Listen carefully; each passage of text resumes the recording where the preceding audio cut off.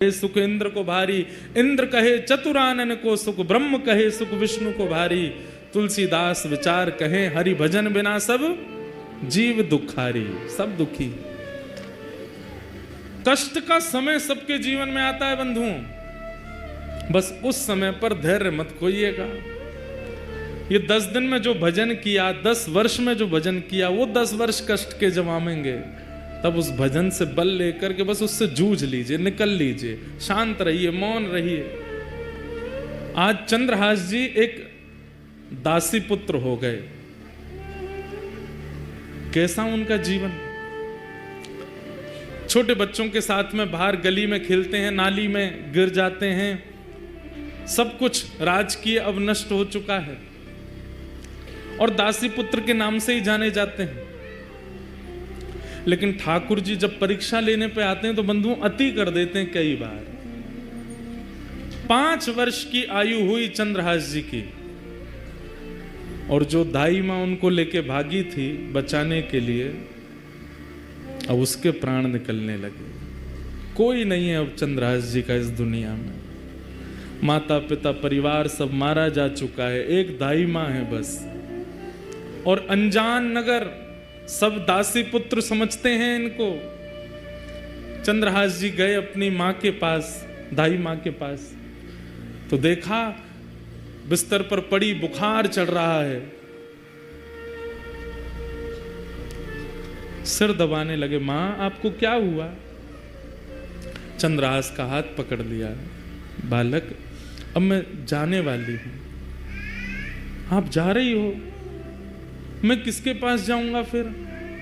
मेरा कौन है यहाँ पे? माता पिता जा चुके हैं, आप मुझे यहाँ ले आई, मैं आपको ही माँ मानता हूँ। यहाँ सब लोग मुझे जानते नहीं हैं, मुझे कोई पूछता भी नहीं। आप भोजन कराती हैं तो मैं खाता हूँ, आप मुझे नहलाती हैं तो मैं नहा लेता हूँ। मैं किसके पास रहूंगा अब? सुनो चंद्रहास, इधर आओ। आज के बाद कोई पूछे तुम्हारे माँ कौन है तो कहना कृष्ण मेरी माँ है। कोई पूछे तुम्हारे पिता कौन है तो कहना कृष्ण मेरे पिता है। कोई पूछे कि तुम्हारा आश्रय कहाँ है तो श्री कृष्ण के चरणार बिंदों को ही अपना आश्रय बताना। कोई पूछे तुम्हारा सर्वस्व कौन है तो कृष्ण ही तुम्हारे सर्वस्व है। बोलो चंद्रहास, तुम्हारी माँ कौन है? चंद्रहास रोते हुए बोलते हैं कृष्ण मेरी माँ है। जानते भी नहीं है कृष्ण है कौन, बस माँ समझा रही है। कौन है तुम्हारी माँ? कृष्ण मेरी माँ। तुम्हारे पिता कौन है? कृष्ण मेरे पिता हैं। तुम्हारे सर्वस्व कौन है? कृष्ण मेरे सर्वस्व। और यही कृष्ण मेरे सर्वस्व, कृष्ण मेरे सर्वस्व कहते कहते कहते दाई माँ ने भी प्राण त्याग दिए। अकेले रह गए हैं चंद्रहास पूरी दुनिया में, अब कोई नहीं है उनके पास। नारद जी कथा सुना रहे हैं और सामने बैठ के कृष्ण अर्जुन दोनों रो रहे हैं। चंद्रहास जी का चरित्र।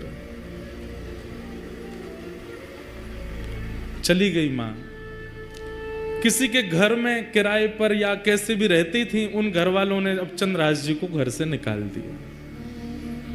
मां तो थी, काम करके कुछ देती थी, अब तू अकेला क्या करेगा यहां पर, निकल जा। छोटे से 5 वर्ष के चंद्रहास निकल गए घर से। कभी किसी वृक्ष के नीचे सो जाते हैं, कभी किसी तालाब के पास पहुंच करके वहां जल पी लेते हैं। नगर में ही रहते हैं, किसी ने नगर से नहीं निकाला, पर अपने घर कोई नहीं बुलाता उनको। जो बच्चे खेलने आते थे वो भी अब दूर दूर रहने लगे। बस एक ही बात रटते रहते हैं, कृष्ण मेरी माँ है, कृष्ण मेरे पिता हैं, कृष्ण मेरे सर्वस्व हैं। कृष्ण मेरी माँ है, कृष्ण मेरे पिता हैं, कृष्ण मेरे सर्वस्व हैं। कभी कोई साधु महात्मा मिल जाते, अरे बालक अकेले कहां घूम रहे हो, छोटी अवस्था, माँ कहां है तुम्हारी? कृष्ण मेरी माँ है। अरे पिता कहां है तुम्हारा? कृष्ण मेरे पिता हैं। घर कहां है तुम्हारा? ठाकुर जी के, कृष्ण के चरण ही मेरे घर है। संत जन देख करके सुन के बड़े खुश होते, हृदय से लगाते, फल आदि दे देते। तो चंद्रहास जी खूब प्रेम से पाते। 5 दिन हो गए, प्रसाद नहीं मिला, खा लेते। ऐसी स्थिति चंद्रहास जी की रहती। कुछ गांव के बच्चे उनको मित्र तो मानते थे, पर दूर से ही उनके साथ में देख करके बस दूर ही रहते थे, माता पिता जाने नहीं देते थे। एक दिन चंद्रहास बैठे हैं, कुछ बालक छुप करके आ गए उनके पास, बोले चंद्रहास हमारे साथ कुछ खेलो ना। बोले कौन सा खेल खेलोगे? बोले तुम बताओ, वही खेलेंगे। बोले बाकी खेल तो मुझे नहीं आते, कीर्तन रूपी खेल आता है। बोले कीर्तन रूपी खेल ही खेलो। बोले इसमें क्या करना पड़ता? बोले एक गाएगा, बाकी सब उसके पीछे गाएंगे। जीतेगा हारेगा कौन? बोले सब जीतेंगे, हारेगा कोई भी नहीं। कीर्तन रूपी खेल में कोई नहीं हारता, सब जीतते हैं। चंद्रहास जी अपने भुजा उठा करके चारों तरफ बालकों को बैठा करके कीर्तन करते हैं। सारे बालक चंद्रहास जी के पीछे पीछे गाते हैं। ऐसा मधुर संकीर्तन हुआ, गांव के लोग देखने लगे, अपने अपने बच्चों को भगा करके ले गए वहां से। मना किया था ना इसके पास मत आना, अभागा है, पता नहीं कहां से आया, इसकी माँ का भी कोई परिचय नहीं, 2-3 वर्ष यहाँ रही, दासी बन करके मर गई वो भी, अब इसके पास कोई नहीं आएगा। दूर रहते थे सब। चंद्रहास जी एक पेड़ के नीचे बैठ करके केवल चिंतन कर रहे हैं, कृष्ण मेरी माँ है, कृष्ण मेरे पिता हैं, कृष्ण मेरे सर्वस्व।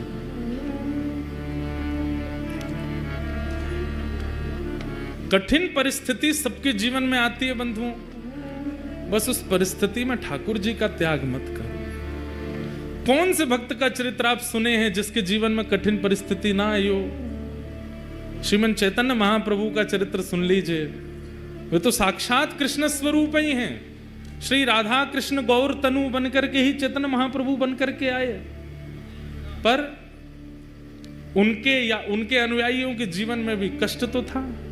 हमें दिखता था वो कष्ट, उन्हें अनुभव नहीं होता था। यही तो बात समझने की है कि कष्ट संसार में है, दुखालयम शाश्वतम, संसार को दुखालय कहा जाता है।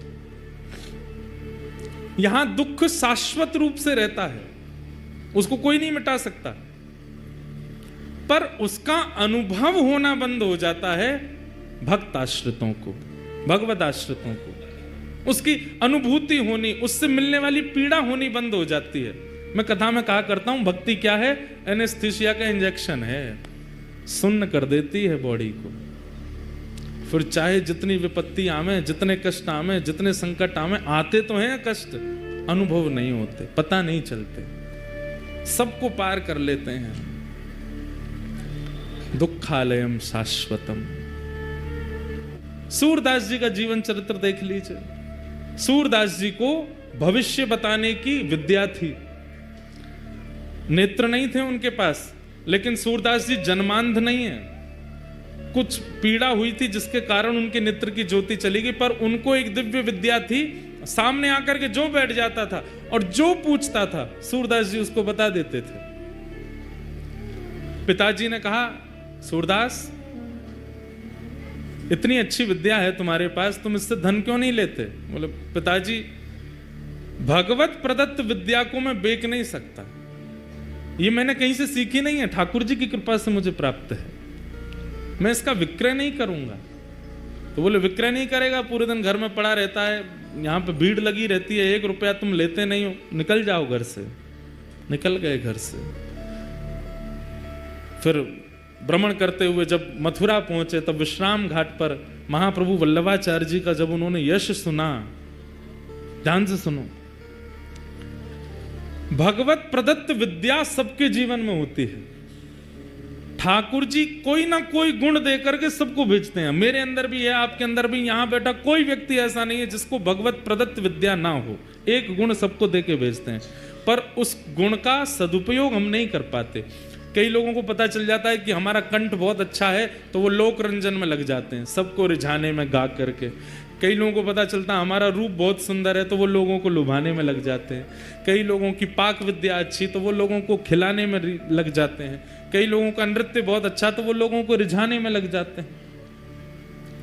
पता चल जाए कि कोई भगवत प्रदत्त विद्या है या भगवत प्रदत्त गुण हमारे पास है, उससे हरि को रिझाओ, हरि रिझेंगे। सूरदास जी महाराज को लगा कि मैं बिना नेत्रों के लोगों का भविष्य देख लेता हूं, लोगों की खोई चीज ढूंढ लेता हूं, लोगों का पास्ट पता है, फ्यूचर पता है, सब कुछ मुझे पता है बिना नेत्रों के। पर इस गुण से मैं संतुष्ट नहीं हूं। इसी भावना को चित्त में धारण करके श्रीमद् वल्लभाचार्य जी के पास गए, महाप्रभु जी के चरणों में प्रणाम किया। तो महाप्रभु जी ने उन पर दृष्टि डाल करके देखा, और जैसे ही ब्रह्म संबंध हुआ, जैसे ही गुरु दीक्षा प्रदान की श्री सूरदास जी को, सूरदास जी से कहा, तुमने बहुतों का भविष्य देखा है, तुम पास्ट में जा जा करके सबका देख लेते हो, अब मैंने तुम्हें ब्रह्म संबंध दे दिया है, अब ब्रह्म का पास्ट देखो, ठाकुर जी का जीवन चरित्र देखो। आहा, जैसे सूरदास जी ने नेत्र बंद करके चिंतन लगाया, अब किसी जीवात्मा का कोई भविष्य आदि नहीं दिख रहा है, या किसी जीवात्मा की पूर्व की स्थिति नहीं दिख रही है, अब ठाकुर जी की लीला दिखने लगी उनको। और सूरदास जी ने, तब मेरे को सूरदास जी आज इसलिए याद आ रहे हैं, सामने ही बैठे हैं, वहीं ऊपर ही बैठे हैं, और बार बार अपना तंबूरा लेके ऐसे वो ठाकुर जी ऐसे बैठ करके सुन रहे हैं, तो मेरी बार बार दृष्टि पड़ती है, इसलिए बार बार सूरदास जी स्मृति में आ रहे हैं, लेकिन भाव की पुष्टि हो रही है, इसलिए मैं बोल रहा हूं। और सामने ही जब बैठे हैं, और कोई यहाँ शंकराचार्य जी भी बैठे हैं, ऋषि अत्रि भी बैठे हैं, वशिष्ठ जी भी बैठे हैं, पर हम वैष्णवों की ध्वजा लेकर के भक्ति के आगे यही चल रहे हैं। जैसे ही ब्रह्म संबंध हुआ, पहला पद सूरदास जी ने कौन सा गाया, इतना सुंदर पद है, बस मुझे मिल जाए। आहा,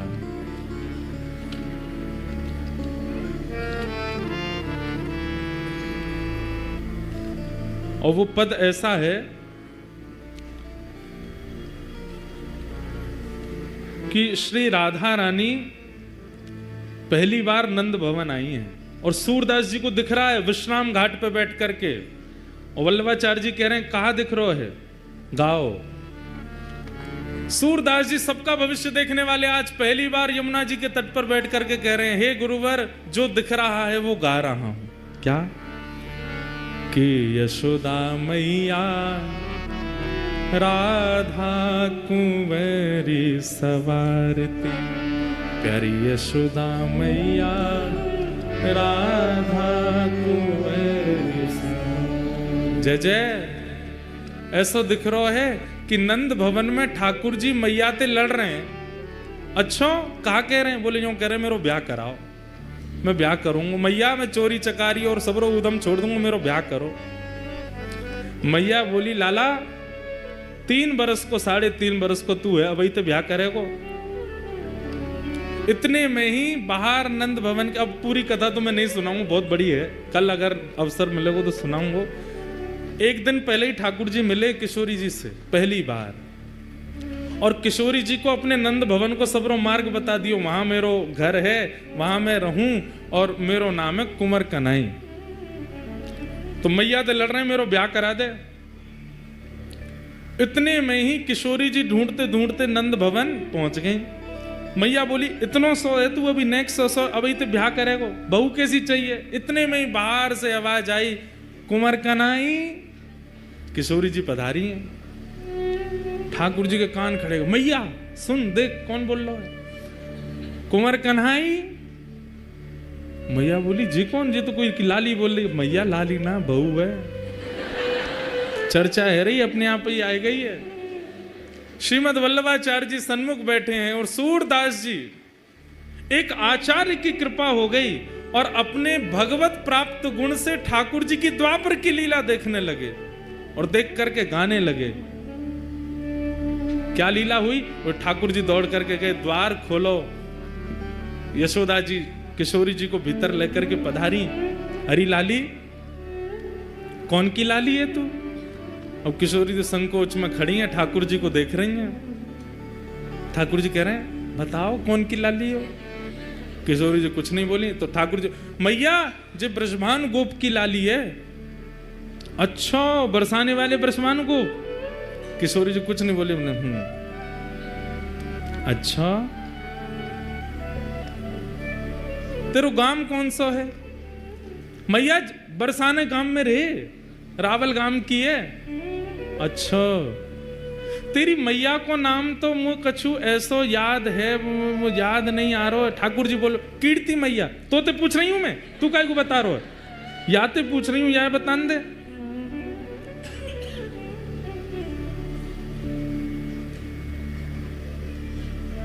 खेलन के मिस कुंवर राधिका नंद भवन में आए हो। क्रम जो चंद्रदास जी का चल रहा है वो चलेगा, अभी भाव आयो है। सूरदास जी महीते कह रहे हैं सुनाओ। किशोरी जी आ गई हैं, माता जी पूछ रही हैं, पर ठाकुर जी सबरो उत्तर दे रहे हैं। ठाकुर जी को पकड़ के मैया बोली, अरे इतनी देर ते तू बोल लो, तू कब मिलो याते, कहाँ मिलो? अब किशोरी छोड़ दी, ठाकुर जी पकड़ लिए। आहा, तो ठाकुर जी कहा क्या उत्तर दे रहे हैं, कितने बोले हमारे लाल जी।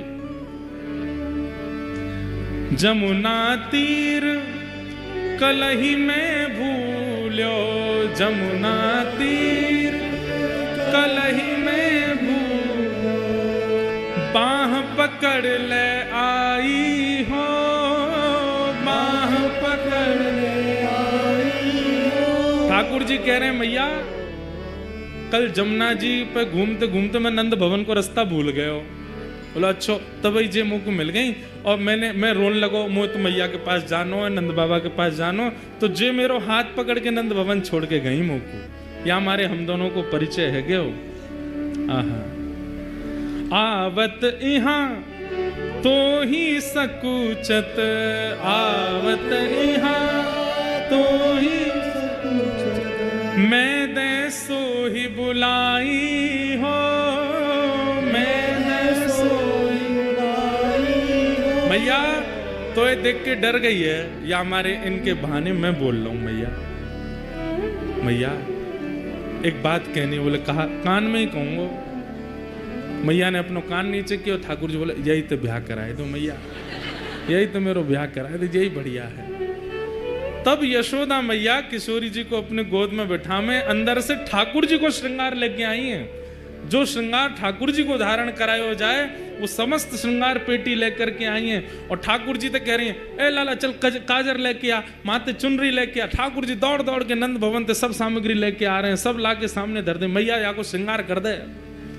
और यशोदा मैया जशोदा राधा कुंवर संवारती, बड़े बार सीमत शीश के प्रेम सहित निहारती, मांग पारी बैनीजू सवारती, गूंथ सुंदर भांति, गोरे भाल बिंदु वदन मन इंदु प्रात रवि कांति।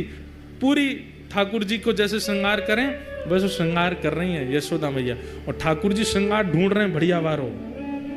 मैया जे नग पहना कितना बढ़िया लगेगा, मैया बार पहना रही हूँ, ठाकुर जी को देखते जा रही हैं। बड़ा अपने श्रृंगार के तो उतार उतार के भगे। अब मैया मैं श्रृंगार करके खुद ना देख पाऊं ना, या देखते रहूंगा, या को कर दे।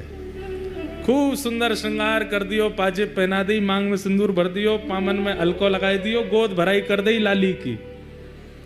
ये दृश्य दिख रहा है किसको?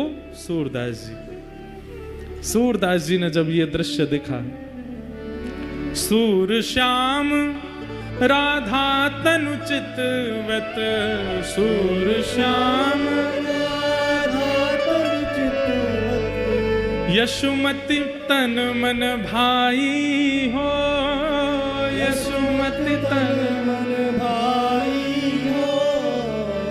खेलन के मिस कुंवर राधिका, नंद भवन को आई हो।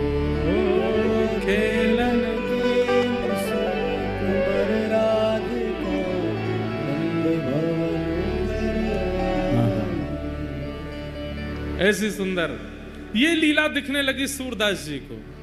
और उसके बाद तो ये कलम कभी रुकी नहीं। ठाकुर जी की मधुर लीलाओं का ऐसा वर्णन फिर सूरदास जी ने किया। केवल किस भाव से? अपने भगवत प्रदत्त गुण को ठाकुर जी के चरणों में प्रदान करने मात्र से। कष्ट तो जीवन में था सूरदास जी के, पर गुरु कृपा से संपूर्ण जीवन आनंदमय हो गया। ठाकुर जी की लीला प्रकट होने लगी। चंद्रहास जी के जीवन में अब कोई नहीं है, सब छोड़ करके चले गए। माँ चली गई, पिताजी चले गए, राज्य छूट गया, और अब धाई माँ जिसने पाल पोस के बड़ा किया, 5 वर्ष के चंद्रहास जी को वो भी छोड़ के चली गई। सब दूर रहने लगे। चंद्रहास जी अब अपना मन कैसे लगावे? 5 वर्ष का बालक वृक्ष के नीचे बैठते हैं और वहीं बैठकर के केवल ठाकुर जी का कीर्तन करते हैं, ठाकुर जी को याद करते हैं। कृष्ण माँ हैं, कृष्ण पिता हैं, कृष्ण ही मेरे सर्वस्व हैं। बैठे थे चंद्रहास जी, ध्यान लगाकर के नेत्रों से अश्रुपात हो रहा था। तभी आकाश मार्ग से नारद जी जा रहे थे। बंधुओं, ये बात प्रमाणित है, आचार्य चरण इस बात पर प्रमाण देते हैं। आप लोग नाम जप करते हो, आप लोग नियम से सेवा करते हो, आप लोग अपने गुरु प्रदत्त प्रणाली में रहते हो, इसका परीक्षण कौन करता है? नारद जी करते हैं। नारद जी नित्य प्रत्येक वैष्णव के घर जाते हैं और उसके घर में जाके पूरी व्यवस्था देखते हैं, रसोई कैसी है, सेवा कैसी है, कितना भाव है, कितना कुभाव है, कितने विचार हैं, कितने अविचार है, सबका दर्शन नारद जी करते हैं। और फिर नारद जी मार्क्स देते हैं एवरी डे। अभी तक नहीं मिले ठाकुर जी, या को मतलब क्या है? नारद जी ने फेल ही कर रखे हैं, हम विचारों में पास नहीं है। नारद जी महाराज आकाश से देखते हुए जा रहे थे। हरिदास वर्य हैं नारद जी, हरिदासों में श्रेष्ठ। नारद जी ने जैसी देखा चंद्रहास बालक को, देव तुल्य हैं, तुरंत नेत्र बंद कर दे। पूरा चंद्रहास जी का चरित्र आ गया उनके चित्त में। अरे इसके तो माता जी मर गई, पिताजी चले गए, राज्य छूट गया, सब कुछ छूट गया, अब धाई माँ भी चली गई, और अब ये बैठ के ठाकुर जी का चिंतन। ठाकुर जी को जानता नहीं है, केवल धाई माँ कह गई ये कृष्ण ही तुम्हारे पिता माँ है, उनके पास जाओ। उनका चिंतन कर रहा है। नारद जी प्रकट हो गए सामने। चंद्रहास जी को बढ़िया सुगंधी सी आई तो नेत्र खोल करके देखा, आहा, सुंदर वीणा हाथ में लिए, देव दत्ताम मिमाम वीणाम स्वरत ब्रह्म विभूषिताम मूर्छयित्वा हरि कथाम गायमानश्चराम्य। नारद जी सामने खड़े हैं। चंद्रहास जी बोले, हे ऋषिवर, मैंने अनेक संत ऋषियों के दर्शन किए, पर आप जैसा तेज और आप जैसी उपस्थिति से जो मेरे चित्त में प्रसन्नता, ऐसा मुझे पहले कभी नहीं हुआ। आप कौन हो? नारद जी बोले, मैं नारद हूं। ये नारद कौन है? चंद्रहास जी को क्या पता, कथा आदि तो कभी सुनी नहीं। नारद जी बड़े प्रसन्न हुए, बोले, नारद चंद्रहास, मैं परम भक्त हूं ठाकुर जी का, ठाकुर जी मुझसे बहुत प्रेम करते हैं। कौन ठाकुर जी? बोले, श्री कृष्ण। श्री कृष्ण नाम सुनते ही चंद्रहास जी तो व्याकुल हो गए। मेरी मां कृष्ण, मेरे पिता कृष्ण, मेरे सर्वस्व, और जो धाई मां बोल के गई वही कृष्ण। बोले, हाँ, मैं उनको बहुत प्रिय हूं, उन्होंने मुझे भेजा तुमसे मिलने के लिए। चंद्रहास जी रोने लगे, मेरे सब छोड़ के मुझे चले गए, धाई मां बोल के गई कृष्ण ही मेरे सर्वस्व हैं, वो मुझे कैसे मिलेंगे? कृपा करके मुझे बताओ ना। नारद जी महाराज बोले, मिलेंगे, जल्दी मिलेंगे। उससे पहले तुम्हें अभी बहुत कुछ करना है और तुम्हारे द्वारा बहुत कुछ होना है, ताकि और वैष्णवों को भी प्रेरणा मिले। इसलिए चंद्रहास, सबसे पहले तुम दीक्षा ग्रहण करो, आओ मेरे पास। और श्री चंद्रहास जी को सामने बैठा करके श्री नारद जी महाराज ने दीक्षा प्रदान की। अब यहां प्रश्न उठा, कौन सा संप्रदाय? संप्रदाय सब अपने हैं, कोई बड़ा कोई छोटा नहीं, परंतु यदि नारद जी की दृष्टि से देखा जाए तो श्री निम्बार्क संप्रदाय। क्यों? क्योंकि नारद जी की परंपरा निम्बार्क संप्रदाय की है, वहाँ गोपाल मंत्र आदि है। वही दीक्षा नारद जी ने चंद्रहास जी को दी। गले में कंठी माला पहनाई, सिर पर तिलक लगा दिया और कान में मंत्र कह करके कहा कि अब नित्य इस मंत्र का जाप करना है। चंद्रहास, ठाकुर जी तुमको मिलेंगे। और अब एक चीज और करनी है, क्या? ठाकुर सेवा।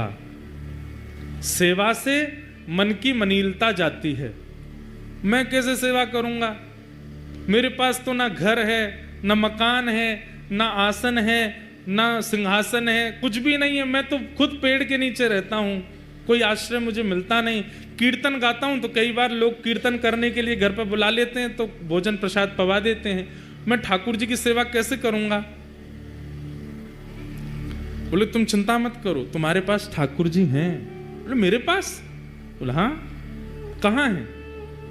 वो तुम जो गोटियों से खेलते हो कंचा, उनको लेके आओ। तो खूब सारे कंचे इकट्ठे किए थे चंद्रहास जी, पूरे दिन अकेले क्या करें, उनसे खेलते रहते थे। उन्हीं कंचों में एक बहुत सुंदर श्याम वर्ण के वो शालिग्राम जी थे और उनको भी रखा था। नारद जी ने ढूंढ करके कंचों के बीच में शालिग्राम जी निकाले, बोले ये हैं, ये ठाकुर जी हैं। चंद्रहास अब इन्हीं की सेवा तुमको करनी है। ये ठाकुर जी हैं, मैं तो इनसे खेलता था। तो बोले तो क्या हो गया, पता नहीं था ना तुमको, अब हम बता रहे हैं, ये ठाकुर जी हैं, शालिग्राम भगवान है। फिर शालिग्राम भगवान कौन होते हैं, कैसे होते हैं, पूरी कथा सुनाई नारद जी ने चंद्रहास जी को। ये कौन है, कैसे हैं, कहां से आए हैं, कैसे इनका प्रादुर्भाव हुआ। अभी देवोत्थान एकादशी, तुलसी शालिग्राम विवाह, उस दिन शालिग्राम जी का जन्मोत्सव भी है, उसी दिन शालिग्राम जी प्रकट हुए। पूरी कथा सुनाई। बोले गंडकी नाम की परम भक्ता ने भगवान की स्तुति गाई कि मैं यशोदा जी की तरह गोद में खिलाना चाहती हूँ। तो ठाकुर जी ने सतयुग त्रेता द्वापर में तो उनकी गोद में वास्तविक में खेले, पर कलयुग आते ही भगवान ने आज्ञा की कि अब देवी ये कार्य नहीं हो पाएगा। गंडकी रोने लगी तो आपकी वाणी सफल कैसे होगी नाथ? तब ठाकुर जी बोले तो एक काम करो, क्या तुम नदी बन जाओ और हम शालिग्राम बन करके तुम्हारे भीतर विराजेंगे, तुम्हारी गोद में खेलते रहेंगे। और वही गंडकी नदी बन गई, शालिग्राम जी उसमें विराजते हैं। ये पूरी कथा नारद जी ने चंद्रहास जी को सुनाई। चंद्रहास जी ने शालिग्राम जी की महिमा जान करके बड़े प्रसन्न हो गए और कहा, पर गुरुदेव मैं सेवा करूं कैसे? ना मुझ पर चंदन है, ना रोली है, कुछ भी तो नहीं है, ना इत्र है, ना कोई माला है, क्या कैसे करूंगा? तब नारद जी ने कहा, बोले सबसे सरल सेवा है इनकी। बोले क्या? दिखा के खाओ, धो के पी लो। जो भी खाना है इनको दिखा के खाना है, और जो भी पीना है इनको उसमें धो करके ही पीना। अब उस समय चाय आदि तो कुछ होती नहीं थी, दूध था और पानी था। बोले जब दूध पियो तो इनको धो दो, जो बचे उसको पी लो, जब जल पियो तब भी इनको धो दो, पी लो, और जो भी पाओ इनको दिखा के खाओ। अब सुनिएगा कितने सरल हैं चंद्रहास जी। चंद्रहास जी बोले मुझ पे तो जेब भी नहीं है, मैं इनको कहां लिए घूमूं? नारद जी बोले अब तुम देख लो, अब हमने तुमको सेवा बता दी है, तुमको जैसे रुचि लगे। तुम्हारे पास जब गोटी बन के खिल सकते हैं तो जैसे तुम रखोगे वैसे रह भी लेंगे। सोई चंद्रहास जी ने शालिग्राम जी मुंह में धर लिए। बोले गुरु जी ये बढ़िया है। बोले क्या? जो भी खाऊंगा इनको दिख करके ही पेट में जाएगा, जो भी पीऊंगा धुल करके ही पेट में जाएगा। आप लोग ऐसा मत करना, कहीं आप ऐसे करो। जैसे ही मुंह में शालिग्राम जी रखे, नारद जी के नेत्र सजल हो गए। वाह भैया शालिग्राम, इस ब्रह्मांड में दो ही हुए जिन्होंने मुंह में शालिग्राम रखे, या तो गोपाल जी या चंद्रहास। या तो गोपाल जी ने मुंह में ठाकुर जी रखे। आज भी कहते हैं कि वो गोपाल शालिग्राम जी विराजमान है व्रज में। कई लोग बोलते हैं व्रज में विराजमान, कई बार उन पे दो दतुइयां भी गड़ी हुई हैं, ठाकुर जी काट गए उनको, दो दांत भी बने हुए हैं। नारद जी ने हृदय से लगा लिया, वारे चंद्रहास तेरी भक्ति बहुत सुंदर। छोटे से शालिग्राम जी को अपने मुंह में रखते हैं चंद्रहास जी। जो भी खाते हैं उस खाई हुई वस्तु को शालिग्राम जी देख लेते हैं, पा लेते हैं, मुंह में लेके वस्तु कहते हैं, है शालिग्राम देख लो का खा रहा हूं, पा लेते हैं। जब जल पीते हैं तो शालिग्राम जी का स्पर्श होके चला जाता है। ऐसे चंद्रहास भक्त। नारद जी ने उनको पूरी विधि बता दी, भजन कैसे करना है, नियम कैसे करना है, जप कैसे। एक बात बंधुओं याद रखो, गुरु के वचन अटल कर मानो। अगर गुरुदेव की आज्ञा हो गई कि 4 बजे उठना है, तो भले ही आपकी हिम्मत नहीं होती है, उठना शुरू कर दो। 4 बजे उठने मात्र से ठाकुर जी मिल जाएंगे। गुरु जो आज्ञा कर दें, जैसी आज्ञा कर दें, बस उस पर अटल विश्वास कर लीजिए। गुरु के वचन अटल कर मानो, साधु समागम कीजिए, मन रे कृष्ण नाम कह लीजिए। जब गुरु के वचनों के प्रति हमारा अविश्वास हो जाता है ना, ठाकुर जी भी फिर दूर हो जाते हैं। गुरु के वचन अटल कर मानो, गुरु आज्ञा पर कोई संशय मत करो, संदेह मत करो। नारद जी महाराज ने समझा दिया सब, खूब प्रेम से अपने गाल में रखते, सेवा करते। फिर नारद जी ने कुछ व्यवस्था बता दी, तो फिर मुंह में एक आध दिन ही रखे, फिर नारद जी ने आगे कुछ व्यवस्था कर दी, तो वैसे रखते थे। पर कथा प्रसंग ऐसे ही कि उन्होंने मुंह में ही धल लिए थे पहले। अब चंद्रहास जी बड़े प्रेम से सेवा में लग गए ठाकुर जी की। बंधुओं, संत कौन है? बसंत ऋतु की तरह हैं। ऋतुओं में सर्वश्रेष्ठ बसंत ऋतु होती है, पूरे पृथ्वी को हरा भरा कर देती है। परंतु बसंत ऋतु से पहले पतझड़ जरूर आती है। इसका मतलब क्या है? संत जीवन में आपके प्रसन्न अवस्था में आ जाएं, बहुत सब कुछ अनुकूल है, तब संत का आगमन हुआ, तो अभी मत समझना बसंत आई। पर सब हार गए, टूट गए, सब छूट गया, बिल्कुल विचलित स्थिति हो गई जीवन की, उसके बाद अगर संत आए तो समझो अब बसंत आई है, अब हरियाली आवेगी, कृष्ण नाम आवेगा, कृष्ण जीवन में आवेंगे, सब आनंद में हो जाएगा। इनकी कृपा से अब सब मंगल में होगा। चंद्रहास जी के जीवन में बहुत संकट आए, पर नारद जी जब से आए, ठाकुर जी जब से दे गए, तब से चंद्रहास जी बड़े प्रसन्न रहने लगे। अब आगे एक घटना घटती है। दृष्ट बुद्धि नाम का जो मंत्री था, चंद्रहास जी का चरित्र खूब बड़ा है, हमको तो ये संशय कल भी पूरा हो पाएगा कि नहीं, पर आप लोग सुनो, अधूरा रह जाएगा तो फिर से आ जाएंगे दंडी स्वामी जी के यहाँ सुनाने। पर पहली बार सुना रहे हैं, बिल्कुल नया चरित्र है, इसलिए बहुत ध्यान से सुनो, बहुत अद्भुत है। चंद्रहास जी सेवा करते हैं ठाकुर जी की, और बस प्रार्थना जैसे गोपाल भट्ट जी करते हैं कि हे नाथ, प्रहलाद के लिए खंभ से प्रकट हो गए थे आप, मेरे लिए शालिग्राम जी से प्रकट नहीं हो सकते? और तभी श्री गोपाल भट्ट जी की हृदय वेदना प्रगट्यो शालिग्राम। श्री गोपाल भट्ट जी की हृदय वेदना प्रगट्यो शालिग्राम। हे रूप सुधा को खान हमारो, रूप सुधा को खान हमारो, वृंदावन में सब ते न्यारो, वृंदावन में सब ते न्यारो। श्री राधा रमण जुलाल, वृंदावन प्यारो, वृंदावन, वृंदावन प्यारो, वृंदावन। हे श्री वृंदावन मेरो वृंदावन, वृंदावन मेरो वृंदावन। तो हम कहाँ निवेदन कर रहे थे कि शालिग्राम जी की सेवा कौन कर रहे हैं? चंद्रहास। और नित्य प्रार्थना करते हैं कि जैसे आप सबके लिए प्रकट भय नाथ, मेरे लिए कब प्रकट होगे। ठाकुर जी से निवेदन करते हैं, वंदन करते हैं, प्रार्थना करते हैं। अब तो बच्चे आते हैं उनके पास खेलने के लिए, सब गोटियां रखते हैं, गोटियों का ही सिंहासन है, उसमें शालिग्राम जी विराजमान रहते हैं बीच में। बच्चे कहते हैं हमको और नहीं, यही वाली गोटी चाहिए। कहते हैं गोटी नहीं है, ये तो मेरे प्राण हैं, ये तो मेरे जीवन है, ये तो मेरे सर्वस्व हैं। बच्चे उपहास करते हैं, गांव के लोग उपहास करते हैं, बोले गोटी को भगवान मान करके पूछता है, गोटी को भगवान मान करके घर घर जाते हैं, प्रार्थना करते हैं, मोए रोटी नहीं चाहिए, मैं आपको वापस कर जाऊंगा, मेरे ठाकुर जी विराजमान, उनको भोग लगा दूं।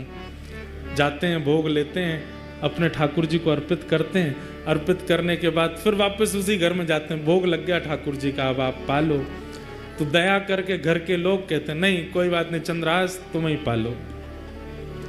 चंद्रहास जी बड़े सुंदर थे, कई बार गांव के लोग उनके रूप माधुरी को देख करके बोलते थे, कितना अभागा है, इसका भाग्य कैसा है कि इसकी माँ इसको लेके आई, चल बसी, आज इसका कोई भी नहीं है, पर इसका रूप देखो कितना सुंदर है, इसके रूप माधुरी आदि सब कितनी मनमोहक है।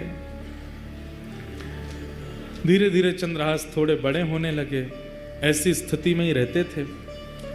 तो दृष्ट बुद्धि जो मंत्री था उस नगर का, उसकी एक बेटी थी और एक बेटा था। बेटी का नाम था विषया। क्या नाम था? विषया। और बेटे का नाम था माधव।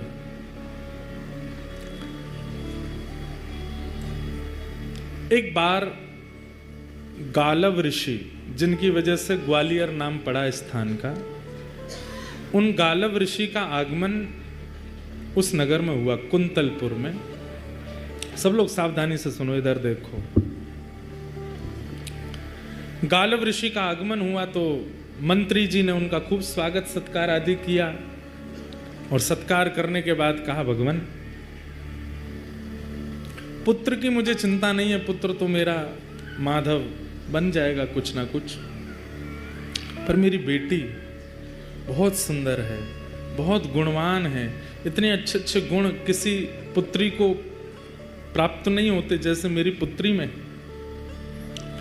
आप कृपा करके इसकी जन्म कुंडली या इसकी हस्तरेखा देख करके बताओ इसका भविष्य कैसा होगा। और मुझे सबसे बड़ी चिंता तो है, मैं बोल नहीं पा रहा हूं, पर इसका पति कौन होगा, किससे इसका ब्याह होगा। गालव ऋषि बोले, लाओ दिखाओ। जैसे ही विषया का हाथ देखा, हाथ देख करके उसकी पूरी कुंडली आदि सब बना करके गालव ऋषि बोले, दृष्ट बुद्धि, तुम्हारी पुत्री को परम सुंदर पति प्राप्त होगा, बहुत सुंदर। उसको देख करके सब न्यौछावर हो जाएंगे, इतना सुंदर स्वरूप उसका होगा, ठाकुर जी जैसा स्वरूप होगा। सुन करके पूरा नगर प्रसन्न हो गया, सब घर के लोग प्रसन्न हो गए, आनंदित हो गए, वाह सुंदर वर मिलेगा। कन्या वर्यते रूपम, शास्त्र आज्ञा करते हैं। वो बात अलग है कि धन के कारण ब्याह करना पड़ता है, संपत्ति के कारण ब्याह करना पड़ता है, परिवार के प्रेशर में ब्याह करना पड़ता है, लेकिन अगर स्त्री से पूछो तो कन्या वर्यते रूपम, उसको रूप ही चाहिए। पतिदेव जो है हमारे सुंदर हो। जो भाई लोग थोड़े सुंदर नहीं है वो उदास नहीं हो जाना, मायूस नहीं होना।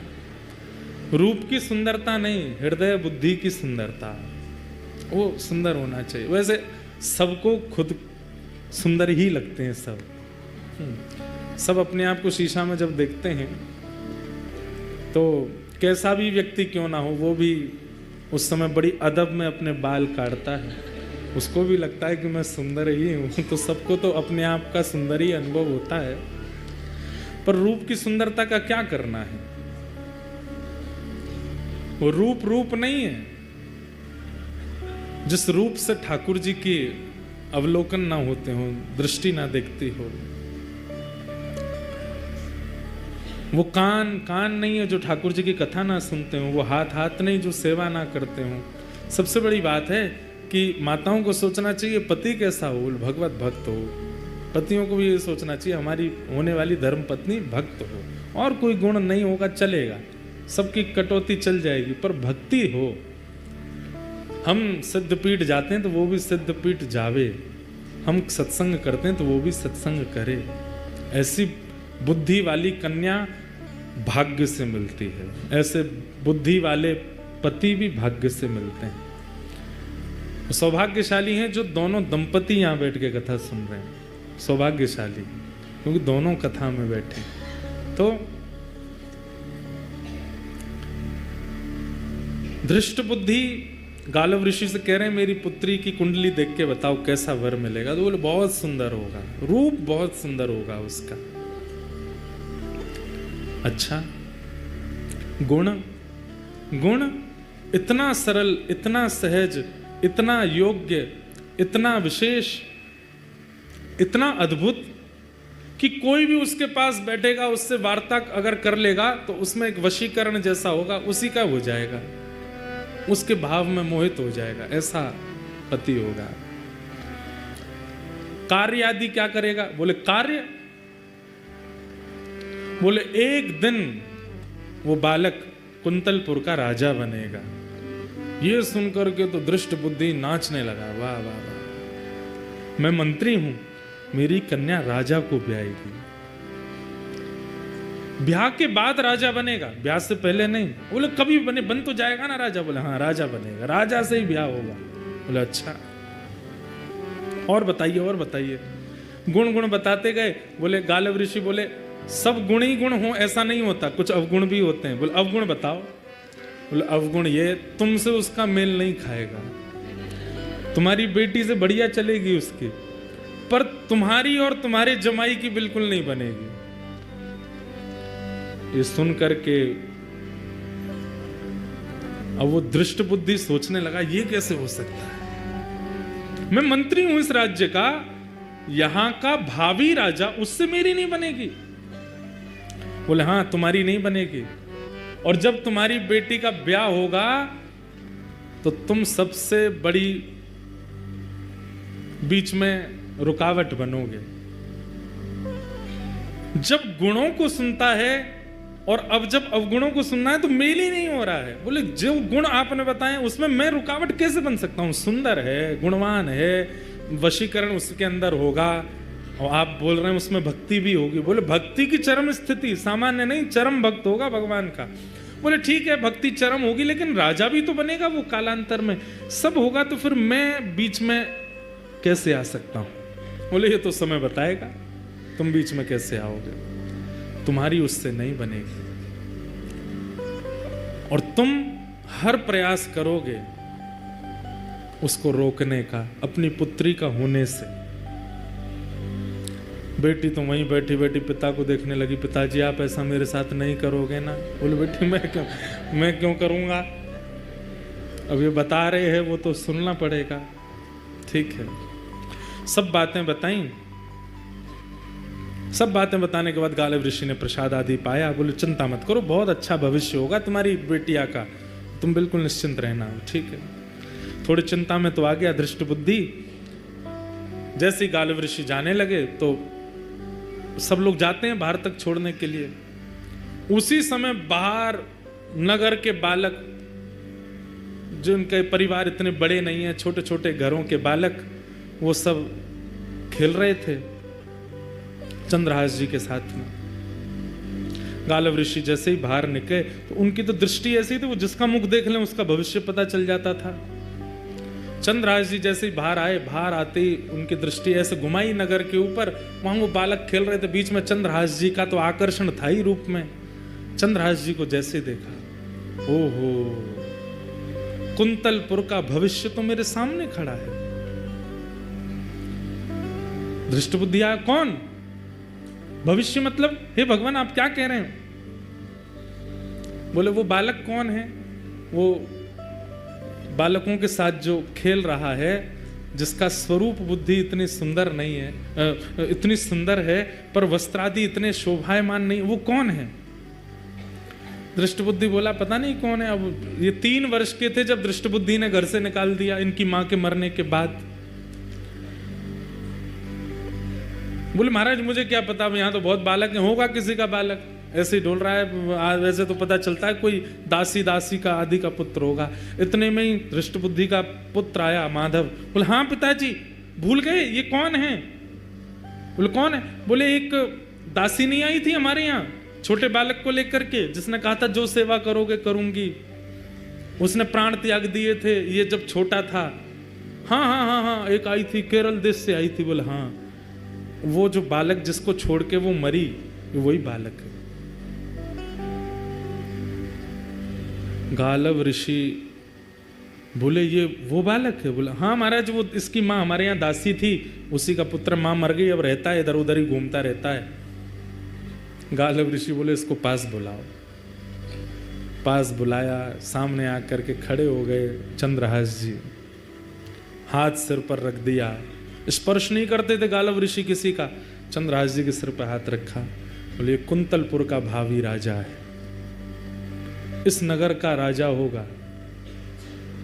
सुन करके धृष्ट बुद्धि बोला आप क्या बोल रहे हैं, इसकी माँ का पता नहीं, पिता इसके हैं नहीं, परिवार कोई है नहीं, ये राजा कैसे बन सकता है, राजवंश का राजकुमार राजा बनेगा।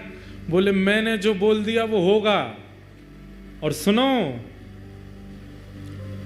देख लेना प्राण नहीं निकल जाए ये बात सुन के तुम्हारे। बोले क्या, तुम्हारी बेटी का भी इसी से ब्याह होगा, तुम्हारी बेटी विषया का इसी से ब्याह होगा, यही तुम्हारा जमाई बनेगा।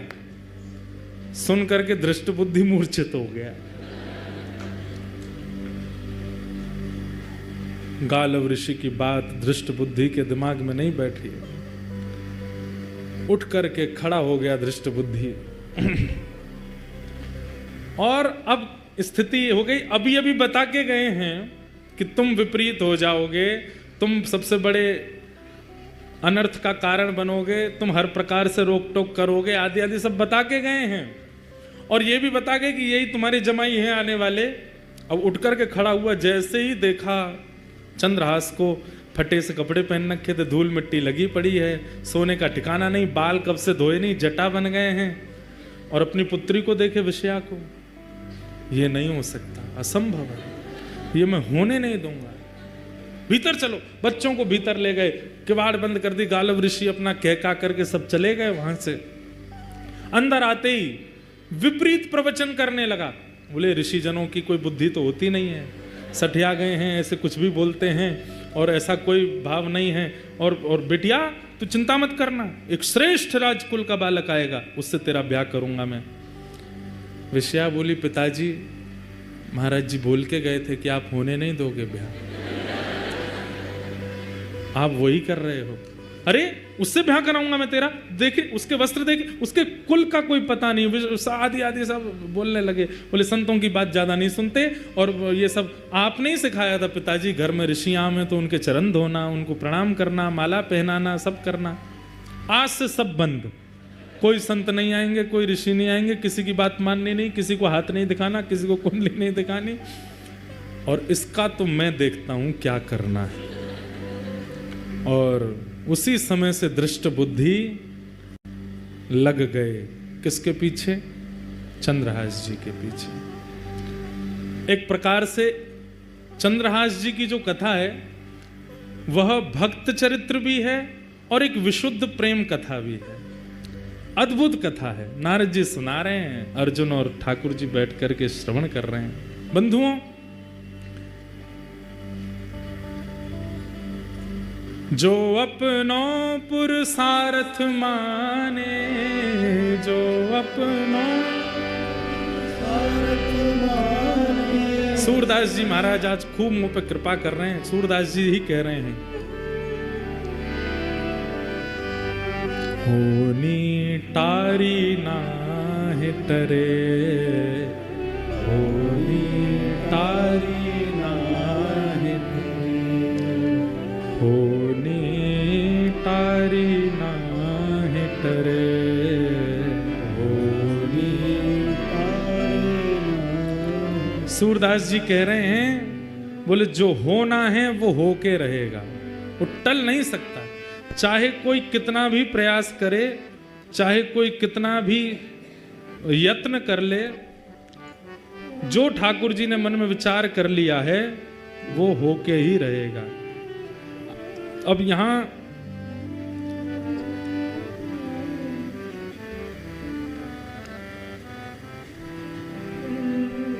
हम पद ढूंढ रहे हैं, बहुत सुंदर पद है।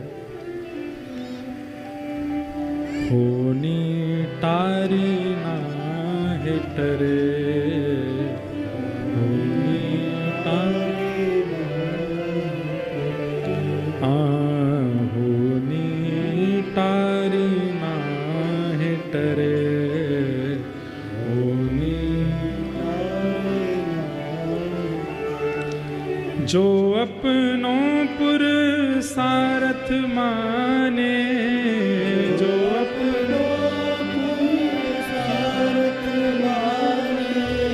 जो अपनों पुरुषार्थ माने, जो अपनों कर्म गति तारी नाहि टरे, कर्म गति मुनि वशिष्ठ से पंडित ज्ञानी, मुनि वशिष्ठ से सीध के लगन धरे, सीध के वशिष्ठ मुनि जिनका नाम है मुनियों में, उन्होंने सब देख करके लगन लिखी है। किनकी? सीता जी की, राम जी से विवाह की। बोले इन जैसी जोड़ी किसी की नहीं बनेगी, बहुत सुखद होगा भविष्य। और फिर क्या हुआ? सीता हरण मरण दशरथ को, सीता हरण वन में विपत्ति पड़े, हाँ वन में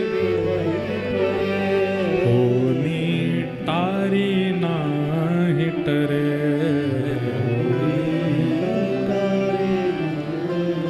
हे कर्म गति तारी नाहि टरे, कर्म गति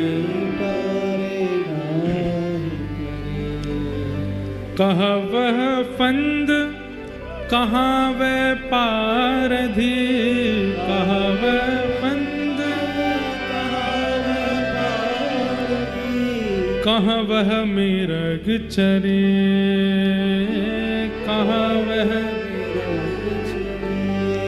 कोटि गया नित पुण्य करत नृग, कोटि गया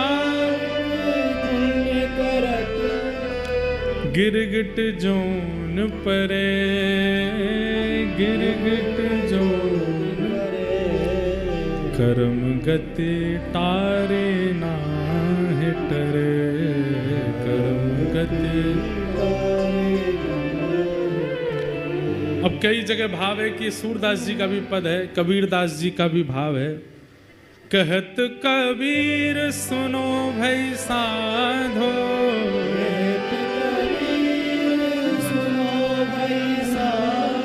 कहत कबीर सुनो भई साधो,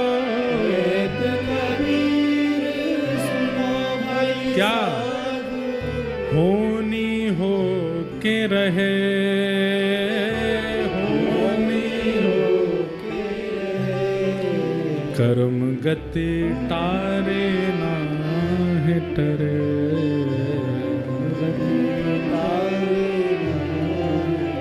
जो होना है वो होके रहेगा, चाहे कितने भी प्रयास कोई कर ले। गालव ऋषि कह गए इसी से ब्याह होगा, और अब दृष्ट बुद्धि लग गए हैं। अब इसका मैं क्या करूं जिससे ये मेरी पुत्री से दूर हो जाए, इस नगर से दूर हो जाए, और किसी भी प्रकार केन केन प्रकारेण इनका विवाह ना हो। पर विषया तो दौड़ करके गई ऊपर और खिड़की से देखने लगी चंद्रहास जी को। उसको तो रूप पसंद आ गया, उसको तो व्यवहार स्वभाव प्रिय लग गया। अब तो वो घूम घूम करके बस यही देखती है, कभी कहीं जावे भी तो उस नगर से ले चलो जहां चंद्रहास बैठे हैं, जहां चंद्रहास विराजमान। भक्ति बंधुओं केवल भगवत प्राप्ति कराती है, परंतु आपके जीवन का श्रेष्ठ निर्माण भी भक्ति करती है। कितना सहा है। अब आप सोचिए, अगर कोई डायरेक्टर सोचे स्क्रिप्ट राइटिंग ऐसी किसी ने की नहीं लिखी होगी जैसी चंद्रहास जी की लिखी है। जीवन देखो कैसा है उनका। उनकी सुंदरता देख करके विषया तो तभी मोहित हो गई थी। और सबसे बड़ी बात कि सुंदरता चेहरे में नहीं है, हृदय में है, क्योंकि हृदय में ठाकुर जी हैं। और वही हृदय की सुंदरता, जिसके चित्त में ठाकुर जी होते हैं, उसकी सुंदरता अलग होती है। एक बात सुनिएगा, सुंदर व्यक्ति को देख करके चित्त में काम उत्पन्न होता है, सुंदर व्यक्ति को देख करके चित्त में भोग उत्पन्न होता है, विलास उत्पन्न होता है, तो वो व्यक्ति सुंदर है। लेकिन किसी की सुंदरता देख करके श्री जी प्रकट होती हैं, ठाकुर जी प्रकट होते हैं, वृंदावन प्रकट होता है, व्रज का स्मरण होता है, तो समझ जाओ परम भक्त है। चंद्रहास जी के रूप को देख करके विषया के चित्त में पता नहीं कैसी प्रीति ठाकुर जी के प्रति जागृत होने लगी। और ठाकुर जी के प्रति प्रकट होने वाली उस, जय हो भैया, कौन को फोन बज रहा हो इतनी जोड़ते, ऐसी प्रसन्नता। अब मन बना लिया कि चाहे जो हो, ब्याह तो इसी से करूंगी, बड़ा हो जाए। लेकिन दृष्ट बुद्धि ने मन बना लिया कि इसको नष्ट करना है। सैनिकों को बुलाया, बोले एक काम करना है तुम्हें मेरा। बोले क्या? वृक्षों के नीचे एक बालक घूमता रहता है। बोले हाँ, उसको पकड़ करके ले जाना है और दूर वन में ले जा करके, इतना दूर ले जाना कि खबर भी ना पड़े, दूर वन में ले जाके उसका वध कर दो।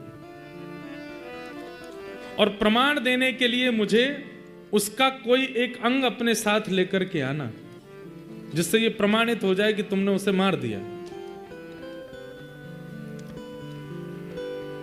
सैनिकों ने पूछा, महाराज जी उस बालक का अपराध क्या है? बोले अच्छा, खबरदार, तुम्हारी हिम्मत क्यों होती है पूछने की?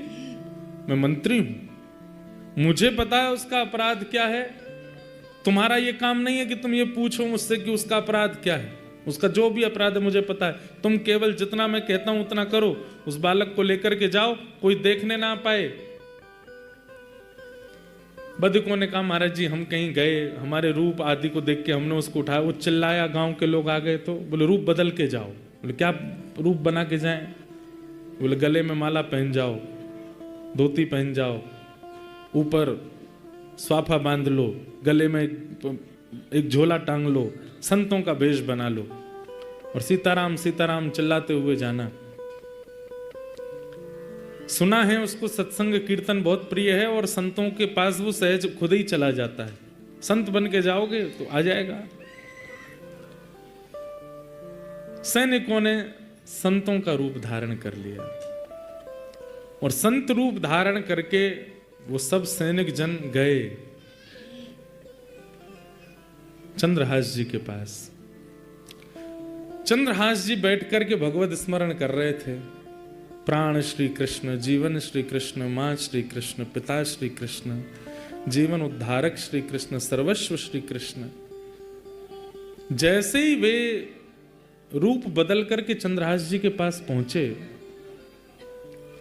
चंद्रहास जी को देखते ही पता नहीं कैसी एक परम शांति सी का अनुभव उनको चित्त में होने लगा।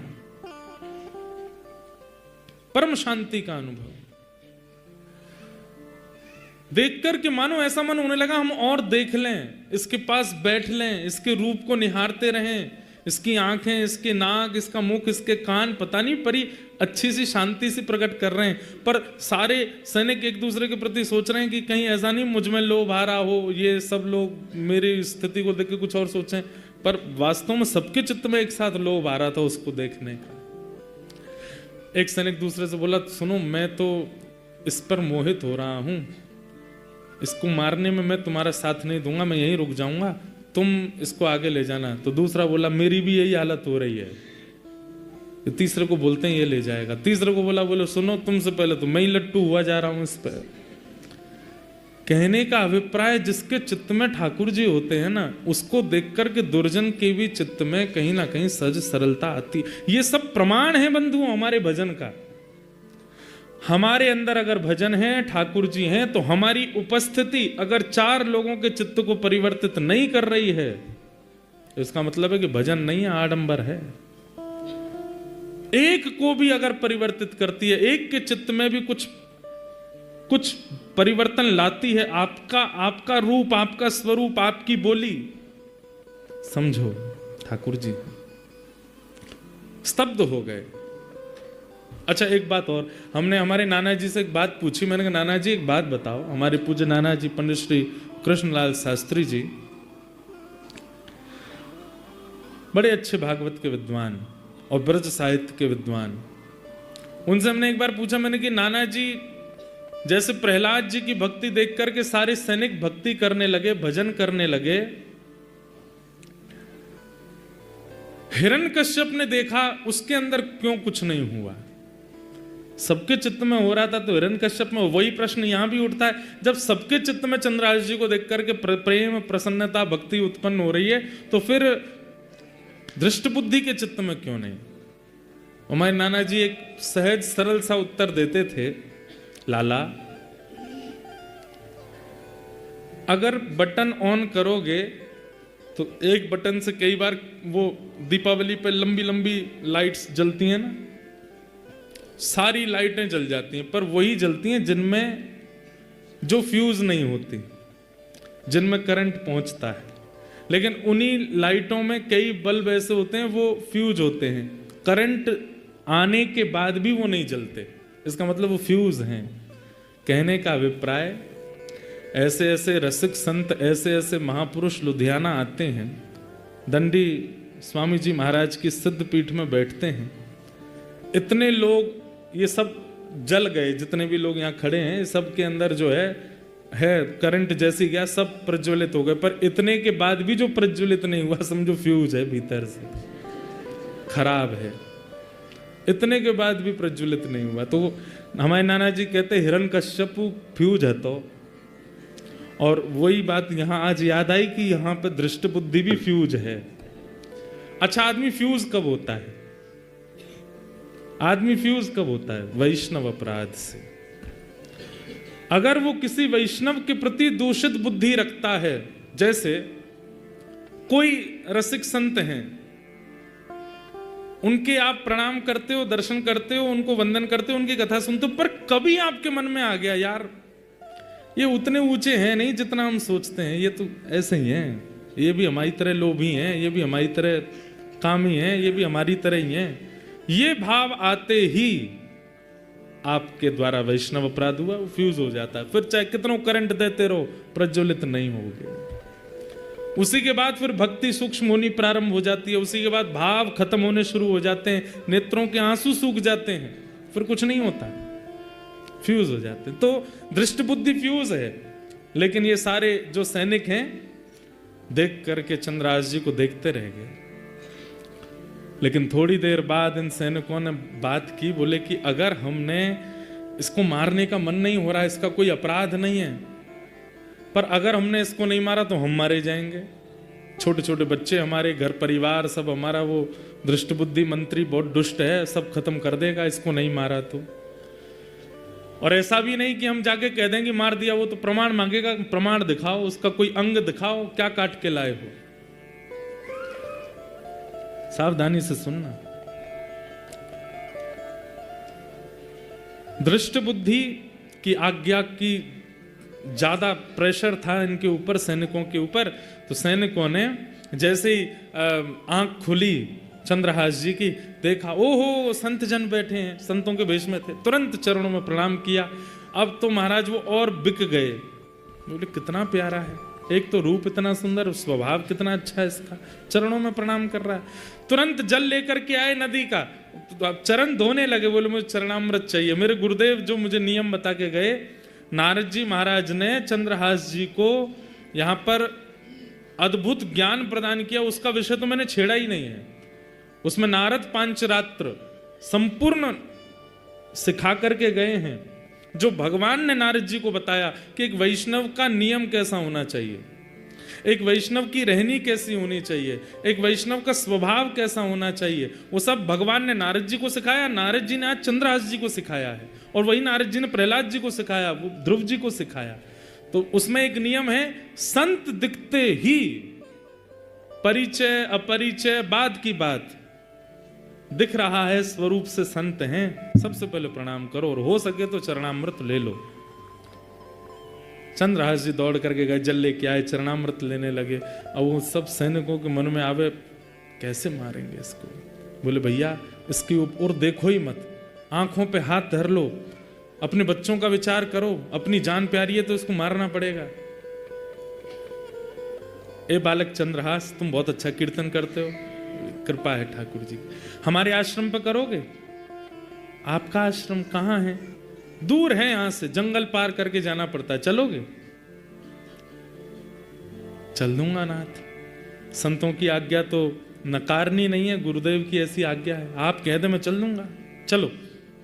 और श्री आगे आगे चारों वो सैनिक चल रहे हैं संत भेष में, और पीछे उनके चरणों को देखते हुए, नियम देखिए, दृष्टि उठा के बात नहीं करनी, महापुरुष से चरण देखते रहिए, केवल उसके चरण देखते हुए उनके चरण चिन्हों को बीच बीच में अपने माथे से लगा लेते हैं।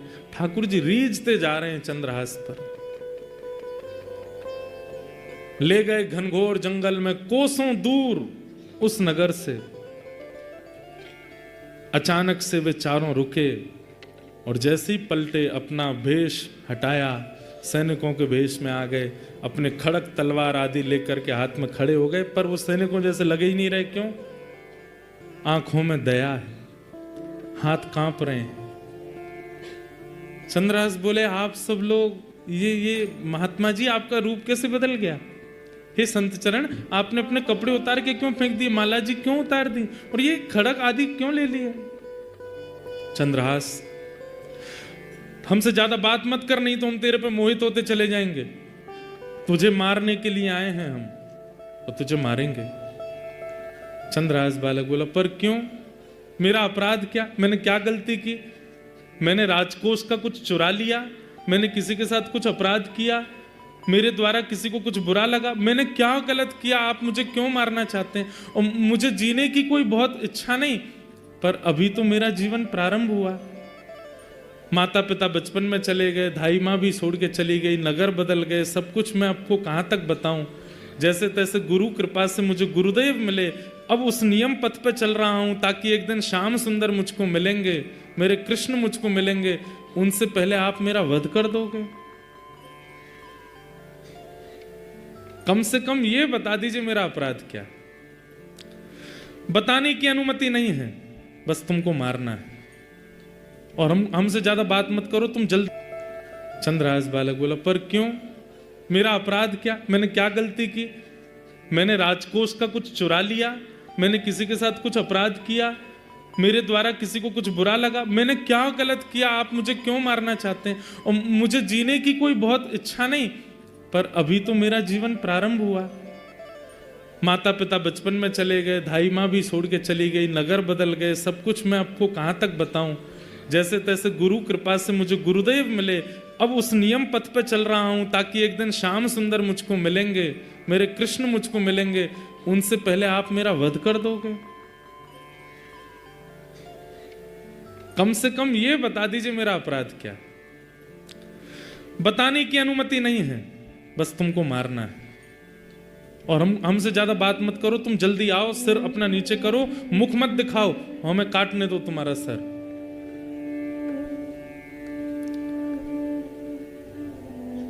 चंद्रहास बालक थोड़े घबरा गए, हाथ जोड़ करके बोले, एक आज्ञा चाहिए। बोले, क्या? अंतिम इच्छा मैं अपनी पूरी कर सकता हूं। बोले, क्या अंतिम इच्छा है? बोले, आज सुबह से ठाकुर जी की सेवा नहीं करी, अपने ठाकुर सेवा कर लूं, ठाकुर जी का भोग लगा दूं, चरणामृत पी लूं, उसके बाद ले चलना, मार देना।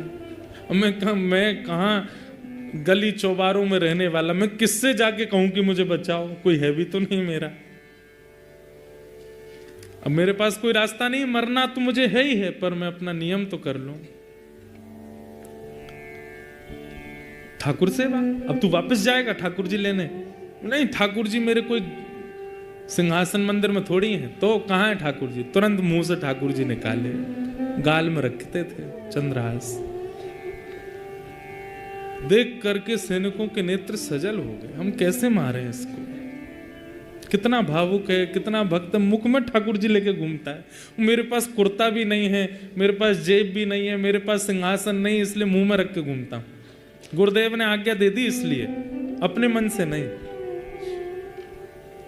तुरंत गए पास के जल में जाकर के शालिग्राम भगवान को स्नान कराया, एक पत्र का आसन बना के उस पर बिठा दिया, पुष्प तोड़ के लाए, उनका वंदन करने लगे।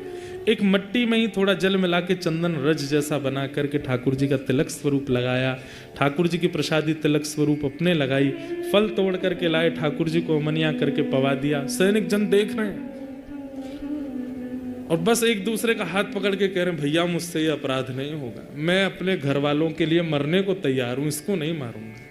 अरे थोड़ा धैर्य रख, मारना है, थोड़ा और साहस कर, मारेंगे हम इसको। अंत में ठाकुर जी के चरणों में प्रणाम करते हुए गाने लगे और गाते गाते ठाकुर जी से बोले, हे नाथ, मैं अपने प्राण त्याग रहा हूं आज आपके चरणों में, बस अपनी एक अंतिम प्रार्थना आपसे करना चाहता हूं।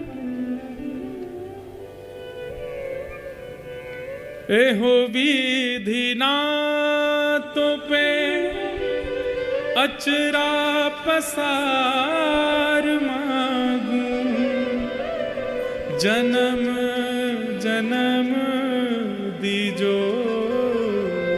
याहि ब्रज बसी, अहीर की जात समीप नंद घर, एहो विधि नाथों पे अचरा पसार मांगू, जन्म जन्म दीजो याहि ब्रज बसी।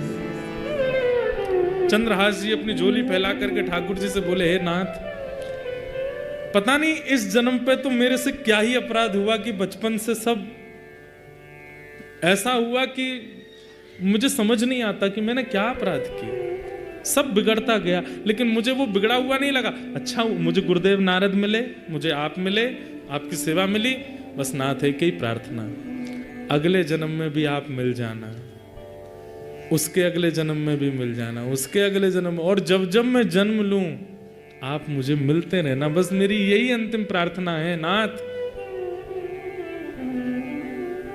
और ये प्रार्थना करके ठाकुर जी के आगे सर झुकाते हुए चंद्रहास बोले, सैनिकों, हे वधिकों,